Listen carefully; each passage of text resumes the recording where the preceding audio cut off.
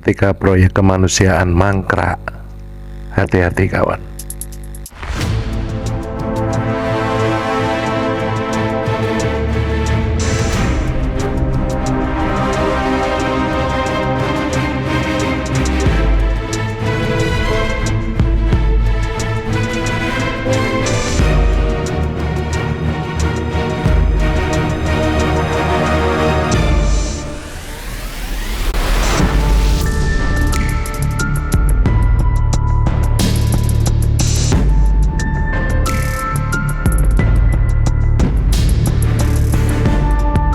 Ingat ya, kesalahan sekecil apapun di dalam mengelola dana donasi itu bisa berakibat pimpinan lembaga atau oknum yang melakukan kesalahan masuk penjara.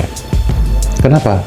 Di samping persoalan hukum, pasal 374 KUHP, junto pasal 55 KUHP, itu juga secara material merugikan banyak orang yang menjadi penerima manfaat dari program yang seharusnya dijalankan di lapangan.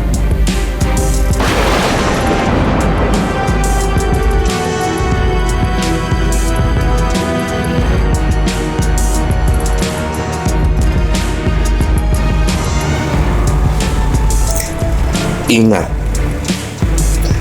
penyelewengan atau penyalahgunaan dana kemanusiaan dalam bentuk tindak pidana korupsi sebagaimana diatur dalam Undang-Undang Nomor 31 Tahun 1999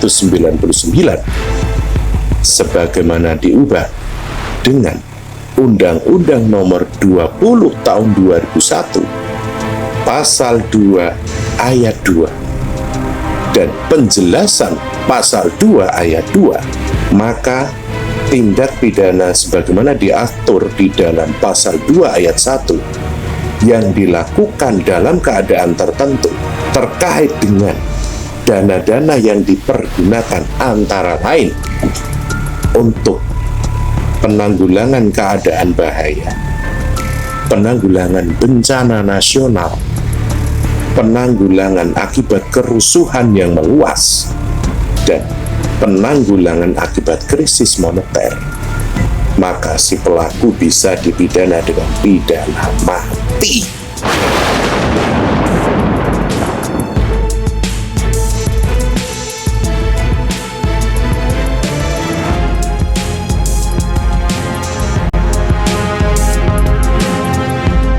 Kalau proyek mangkrak bagaimana kalau dalam tinjauan perdata? Jelas, tetap ada risikonya kawan. Kalau oknum lembaga kemanusiaan melakukan perbuatan melawan hukum dan akibatnya adalah ada proyek mangkrak di sana, dan proyek mangkrak itu menyebabkan kerugian, baik kerugian material maupun imaterial bagi orang lain atau bagi pihak lain, maka si oknum lembaga atau person yang bersangkutan tetap beresiko digugat ke pengadilan perdata dengan dasar pasal 1365 Kitab Undang-Undang Hukum Perdata. Hati-hati makanya ya, tidak ada jalan lain. Mengelola proyek harus jujur, berintegritas, terukur, terencana, dan dapat dipertanggungjawabkan hasil maupun prosesnya.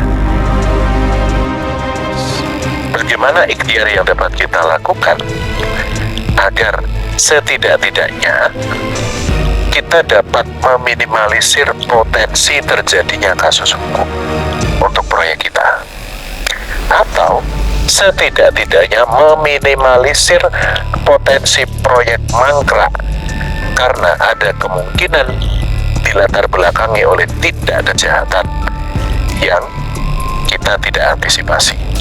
Saksikan selengkapnya.